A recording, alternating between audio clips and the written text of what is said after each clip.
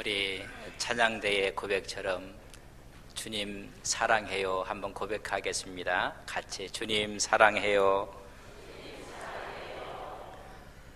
주님을 사랑하는 귀한 종들이 하나님의 존전 앞에 나와서 말씀을 듣고 은혜를 나누는 시간입니다. 우리는 성경을 읽고 있습니다.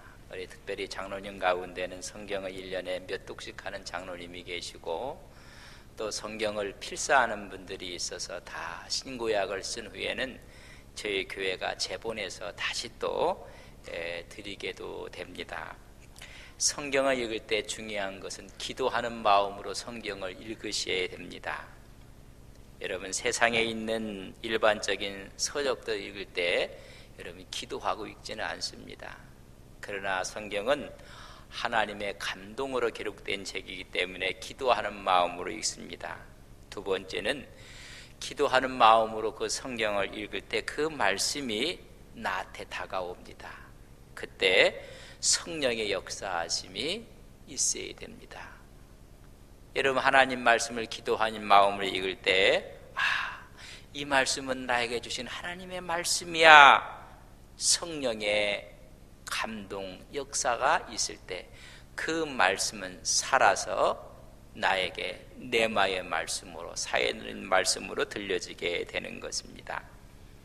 일반적인 세상의 서적들은 논리적이고 합리적인 사고를 추구하고 지식을 전달하는 세상의 책들입니다. 그러나 하나님의 말씀 성경은 합리적이고 논리적인 책이 아닙니다. 상징적이고 실제적인 기록의 말씀의 책입니다. 그렇기 때문에 성경을 읽을 때 분석한다든지 비판한다는 것은 여러분 잘못된 생각입니다. 성경을 대할 때 늘 기도하는 마음, 겸손한 마음으로 읽어가는 가운데 성령의 감동을 통해서 성경 자체가 나에게 말씀하는 책입니다. 그래서 그 말씀이 하나님의 말씀이 되는 것입니다. 많은 사람이 읽지만은 하나님의 말씀으로 들려지는 사람이 있는가 하면 그렇지 않은 사람들도 있습니다. 여러분, 그 말씀이 이해가 되면 이해가 되는 대로 하나님, 나에게 준 하나님 말씀으로 우리가 받으면 됩니다. 그러나 성경을 읽는데 이해가 되지 않습니다. 이해가 안 되는 대로 오늘 나에게 필요한 하나님의 말씀이 아니라고 생각하면 됩니다. 때가 되면 그 말씀이 또 하나님 말씀으로 들려지게 되는 것입니다. 우리의 머리로 다 하나님 말씀을 이해할 수가 없습니다. 하나님은 무한하신 분입니다. 우리 인간은 유한한 존재입니다. 이 유한한 사람이 무한한 하나님의 모든 지식과 섭리를 유한한 머리로 이해할 수가 없습니다. 임마누엘 칸트는 말하기를 유한한 사람이 이 머릿속에 무한한 하나님을 담으려고 하면 우리 머리가 터진다고 했습니다. 담을 수도 없고 이해할 수가 없습니다. 우리가 기도하는 마음으로 성경을 읽을 때 그 성경 그 자체가 하나님의 말씀이 될 때까지 우리는 기도하고 기다려야 합니다. 이게 성경을 대하는 자세입니다. 성경에는 하나님의 언어들, 상징의 언어들이 많이 있습니다. 이것을 우리는 히브리적인 사고를 갖고 그 말씀을 대해야 됩니다. 우리가 사고하고 학문하는 두 가지의 길이 있습니다. 하나는 헬라적인 방법이 있고 히브리적인 방법이 있습니다. 헬라적인 방법은 사람 중심입니다. 히브리적인 방법은 하나님 중심입니다. 헬라적인 방법은 논리적이라고 한다면 히브리적인 방법은 직관적인 것입니다. 헬라적인 것은 사실을 중심한다면 히브리적인 것은 의미를 중심합니다. 헬라적은 개체를 이야기한다면 히브리적인 방법은 관계성을 이야기합니다. 사고의 패턴도 헬라적인 것은 사람 중심입니다. 그렇기 때문에 너 자신을 알라고 합니다. 히브리적인 사고는 하나님 중심이기 때문에 하나님을 알아야 하는 것입니다. 우리가 성경을 이해하고 또 그 말씀이 나한테 하나님 말씀으로 들려지게 될 때 그 말씀이 살아 역동하는 것입니다. 오늘 세례 요한은 예수님을 가리켜서 히브리적인 상징의 언어로 어린 양 비둘기 같다고 이야기를 해주고 있습니다. 오늘 이 어린 양과 비둘기는 기독교를 상징하는 두 동물입니다. 이 어린 양과 비둘기를 상징하는 의미를 이해한다면 기독교를 이해하는 것입니다. 하나님의 말씀의 진수를 깨닫게 되는 것입니다. 성경을 아무리 읽어도 어린 양과 비둘기에 대한 상징을 이해하지 못하면 기독교를 모르는 것입니다. 왜냐하면 어린 양과 비둘기 속에 하나님의 모든 것이 담겨 있기 때문에 그렇습니다. 그래서 오늘 두 비유의 이야기며 상징의 언어입니다. 철학적이고 사변적이고 논리적인 언어가 아닙니다. 하나님의 모든 것이 담겨 있습니다. 두 동물에 불과하지만 그 속에 우리의 신앙이 있고 하나님의 계시가 그곳에 다 들어 있습니다. 우리의 언어, 우리의 말이라는 것은 다 설명할 수가 없습니다. 그래서 무엇과 같다, 무엇과 같다는 상징의 언어를 씁니다. 여러분, 어린아이가 얼마나 이쁜지 아십니까? 너무나 이뻐요. 이걸 우리 언어로 다 표현할 수가 없어서 상징의 언어를 씁니다. 꼭 인형 같다 그럽니다. 여러분, 이 말을 모른다면 왜 어린아이가 인형일까? 말도 안 되는 이야기입니다. 살아 움직이는 생명체인 어린아이가 인형이라고 그 말을 이해할 수가 없습니다. 인형 같다고 말할 수도 없는 것입니다. 그러나 그 이상의 말이 없기 때문에 우리는 너무 이쁜 어린아이를 인형 같다 그렇게 합니다. 최상의 말입니다. 또 예쁘게 생긴 인형을 보고는 여러분 뭐라고 합니까? 진짜 어린애 같다 그렇게 얘기합니다. 그 전체가 다 포함되어 있는 것입니다. 우리의 언어는 완전을 표현한다는 것은 항상 부족합니다. 성령의 임재, 성령의 역사를 우리 언어로 다 담을 수가 없어서 바람 같고 불 같다고 이야기를 합니다. 그의 모든 속성들을 다 담고 있는 것입니다. 오늘의 세례 요한의 예수님에 대한 표현을 보면 거기에 기독교의 모든 진수가 담겨 있습니다. 세례 요한 말하기를 우리 주님을 가리켜서 세상 죄를 지우고 가는 하나님의 어린 양이라. 여러분, 이 말씀을 가리키기 위해서 구약이 기록된 것입니다. 이 한마디를 말씀하시고 이해하기 위해서 내위기가 필요했던 것입니다. 특별히 내위기를 보면 제사 이야기, 여러분 피 흘리는 이야기가 너무나 많이 나옵니다. 제사와 절기, 제물을 잡을 때는 어떻게 잡으며 어떻게 피를 처리할 것이며 내장을 어떻게 처리할 것이며 여러분 전부 다 제사 이야기입니다. 역사가에 있던 요세푸스는 말하기를 도살장 같은 인상을 준다. 그러나 그 많은 제사와 피 흘림은 오직 예수님을 마지막 증거하기 위해서 필요했던 하나님의 수많은 말씀의 도구였을 뿐이라는 것입니다. 예수님이 어린 양이라는 것을 가르치기 위해서 수천 년 동안 성전 안에서 제사가 이루어지고 제물이 하나님께 드려지고 수많은 양들이 죽었다는 것입니다. 마지막 어린 양이라는 의미를 가르쳐주기 위해서. 여러분 집안에 딸이 있습니까?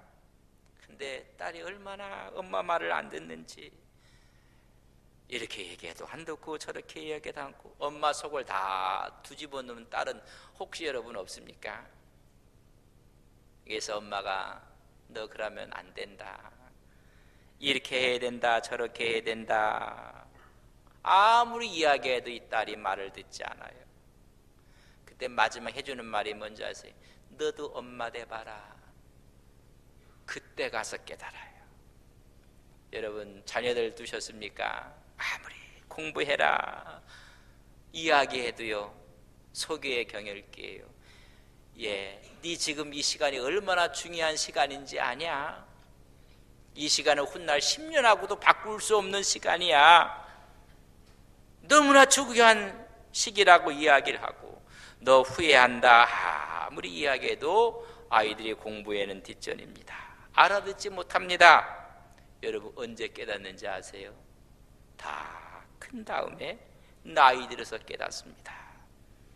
그저 일을 열심히 하고 그저 돈만 생각하고 그런 사람들에게 좀 여유를 갖고 일하세요. 주일이면 쉬면서 교회 가서 예배도 드리셔야 됩니다. 이 사람은 일이 중독되었고 그저 일과 돈밖에 몰라요. 아무리 옆에서 이야기해도요 모릅니다. 그걸 깨달을 때는 병이 나서 병원 침대에 누워있을 때 비로소 알게 됩니다. 수많은 일들이 있지만 깨달을 수가 없어요. 오늘 히브리 사람들에게, 이스라엘 백성들에게 아무리 제사법을 가르쳐줘도 핵심을 가르쳐주기 위한 하나의 도구였습니다. 마지막 결정이 어린 양이라는 것입니다. 이 어린 양을 가르치기 위해서 구약의 제사가 이루어졌다는 것을 오늘 세례요한은 한마디로 그는 세상죄를 지고 가는 어린 양이라고 증거하고 있습니다. 이것은 사실이고 변경될 수 없는 사건이고 그대로 증명한 것을 우리는 증거한다고 합니다. 여러분 설명한다는 말과 증거는 틀립니다. 설명은 없는 것도 가상으로 만들어서 이야기하고 설명할 수가 있습니다. 그러나 증거는 있는 사실을 새로운 관점과 마지막 절정에 증거하는 것입니다. 어린 양이라고 했습니다. 그것을 믿는 사람들에겐 그 사람의 신앙이 되고 믿음이 되는 것입니다. 그러나 이 어린 양을 받아들이지 않는 사람에게는 아무런 관계가 없습니다. 예수님은 이 땅의 인류의 죄를 온 몸에 짊어지시고 친히 어린 양 뒤에 서서 십자가 사형에서 대속의 죽음을 하실 분인 것을 말씀해 주고 있습니다. 우리를 사랑하시되 얼마나 사랑하시는지 우리 죄를 다 짊어지시고 내 죄를 대신해서 십자가에 죽으실 그분인 것을 밝히 보여주고 있는 것입니다. 이것을 받아들일 때 구원이요 은혜입니다. 그러나 이 사건이 내 사건으로 받아들이지 아니할 때는 십자가의 진리는, 구속의 진리는 나와 아무 상관이 없는 것입니다. 오늘 어린 양의 비유, 그 의미가 무엇일까? 속죄물 되셨다는 것입니다. 세상 죄를 지고 간 하나님의 어린 양의 상징 언어는 하나님의 뜻이 다 포함되어 있는데 속죄양 되셨다는 것입니다. 양은 순진하고 어질고 착하고 그걸 말씀하는 것이 아닙니다. 대속의 속죄물이 되셨다는 것입니다. 이것이 요한이 이야기했던 진리의 말씀인 것입니다. 어린 양일 때 우리는 어떤 시각을 바라보아야 되는가? 그 당시에 많은 사람들이 어린 양으로 보지 않았습니다. 노마의 속국으로부터 해방시킬 해방자로 봅니다. 오병이어의 사건을 통해서 우리의 경제를 책임져 줄 왕으로 봅니다. 훌륭한 사람으로 봅니다. 잘못 보시는 것입니다. 하나님의 어린 양은 나를 위해서 대속의 죽음을 하실 분으로 봐야 합니다. 하나님의 어린 양으로 우리는 믿고 그 어린 양으로 인해서 구속의 은혜를 받는 것입니다. 바로 십자가가 초점입니다. 모든 예수님의 기적과 이적과 치유의 사건도 십자가로 가는 과정일 뿐입니다. 구약의 어린 양은 거룩한 제단에 바쳐진 제물입니다.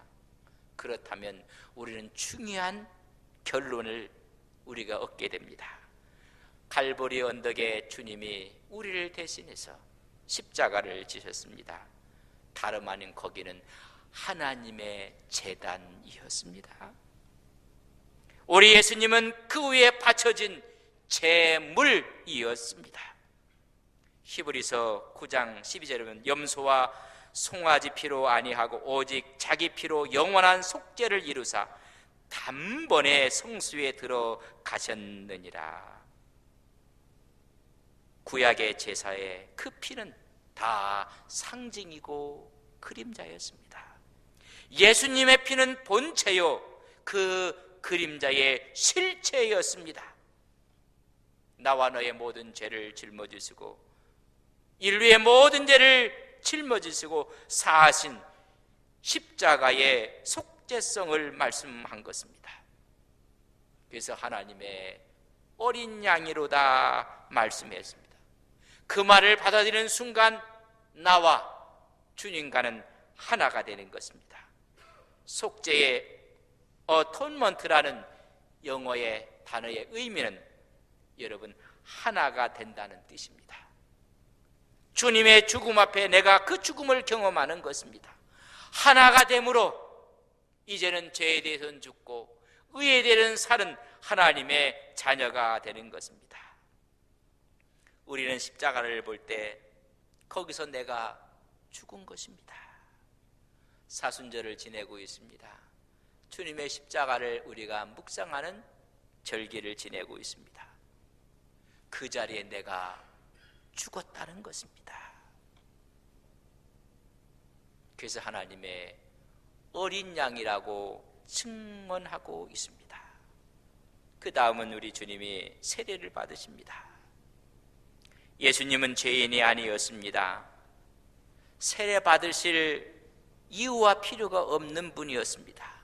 그러나 세례를 받습니다. 죄인이 아니신 분이 죄인인 것처럼 세례를 받는 이 자체가 십자가입니다. 우리 주님은 십자가로 이어지고 걸어가는 그런 모든 과정 가운데 모든 것들을 이루기 위해서 십자가를 지시는 것입니다. 그 십자가의 그 의미 가운데 또 하나의 비유가 비둘기와 이야기가 나옵니다. 세례를 받으실 때 비둘기가 성령이 비둘기같이 그 위에 머물렀다고 했습니다. 여러분 비둘기가 아닙니다. 비둘기 같다고 했습니다. 세례 요한이 보고 표현한 것입니다. 내가 보고 그가 하나님의 아들이심을 증거하였노라.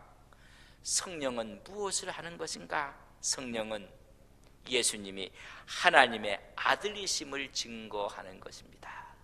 성령이 아니고는 그가 주라고 우리는 고백할 수가 없다고 했습니다. 성령은 우리 마음속에 오셔서 예수님이 하나님의 아들이시며 우리의 구주이심을 증거해 주는 것입니다. 비둘기는 성경에 약 50여의 기록이 나옵니다. 그 첫 번째 기록이 창세기 8장 8절에 노아 홍수 이후에 무태 땅에 물이 어느 정도 있는가 까마귀를 내보냈고, 두 번째 비둘기를 내보내는 사건이 나옵니다. 우리는 비둘기 하면 보통 순결하고 깨끗한 날 짐승으로 그렇게 이야기를 합니다. 성경은 그렇게 보지 않습니다. 이 비둘기도 제물입니다. 어린 양도 제물이요 비둘기도 제물입니다. 가난한 사람들이 하나님 앞에 속죄제로 드릴 때 드려지는 것이 비둘기입니다. 세상 죄를 지어가는 하나님의 어린 양이며 비둘기는 제물을 의미하고 있습니다. 그러면서 양은 순종이요 비둘기는 순결의 의미도 있습니다. 그러나 첫 번째 의미는 제물입니다. 그 제물처럼 순종하고 순결하여 유순하여 하나님 앞에 나가는 모습을 우리에게 또한 보여주고 있습니다. 비둘기는 아무리 많이 모여도 서로 다투지를 않는다고 합니다. 사랑이 대단한 것입니다. 그래서 그 제물됨을 어린 양 비둘기 같다고 이야기를 오늘 표현해주고 있습니다. 하나님 앞에 제물로 바쳐졌습니다. 세례받을 때 성령이 비둘기같이 임했습니다. 그래서 성령은 이분이 하나님의 아들이라고 증거했습니다. 하나님의 아들 어린 양 속죄 제물입니다. 어린 양과 비둘기의 비유는 예수님이 그리스도이심을 우리에게 증거하는 것입니다.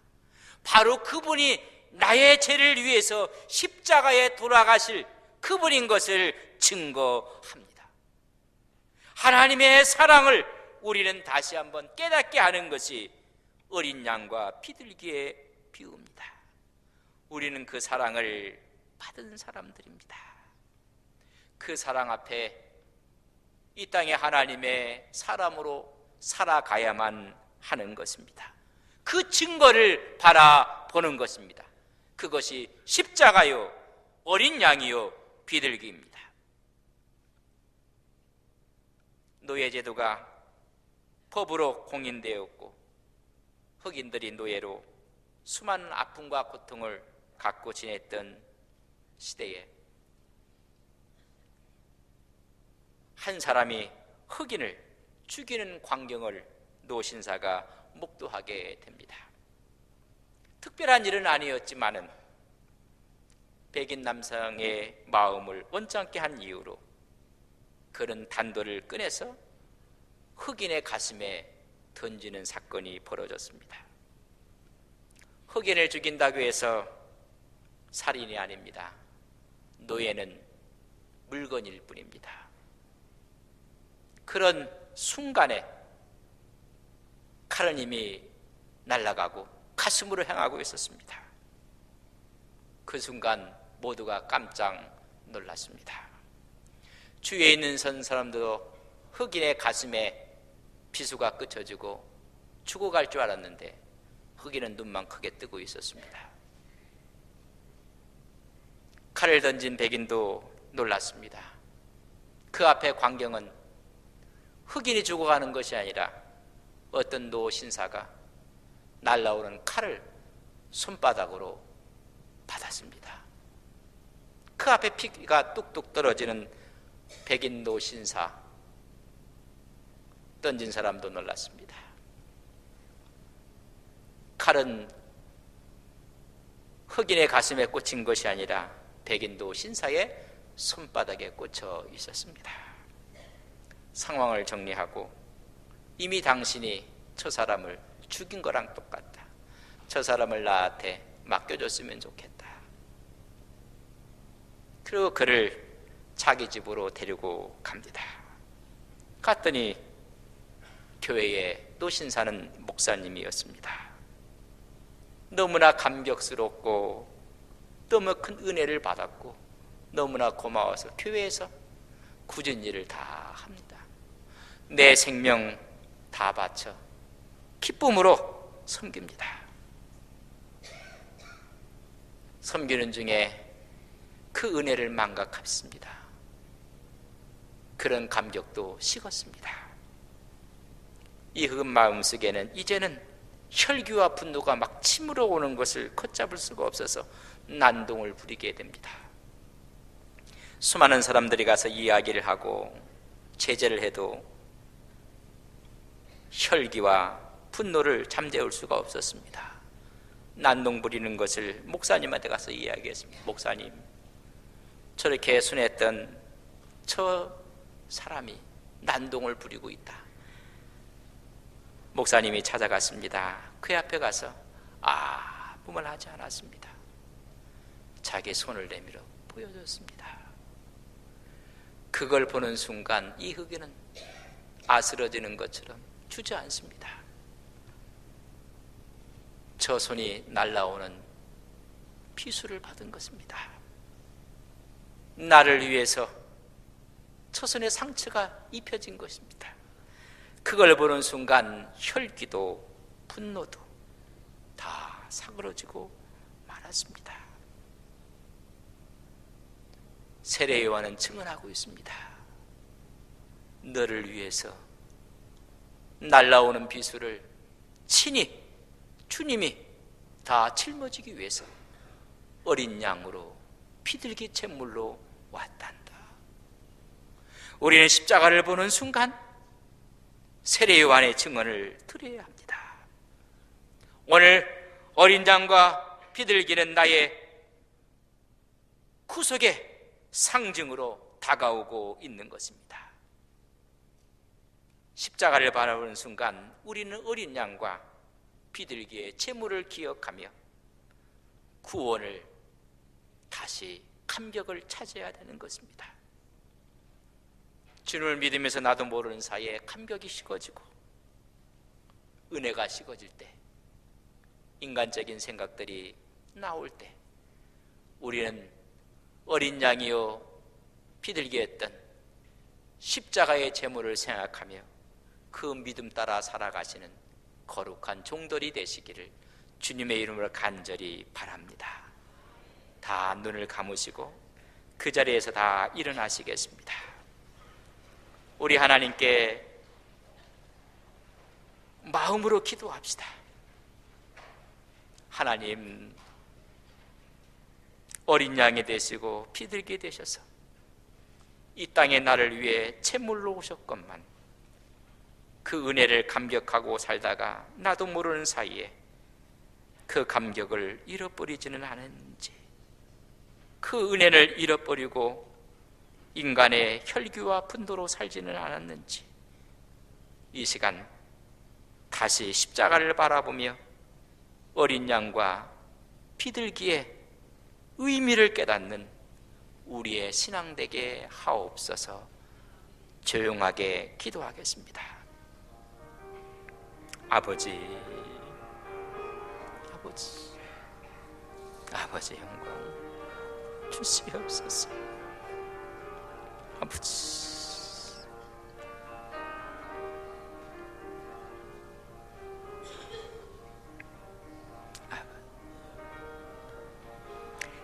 하나님,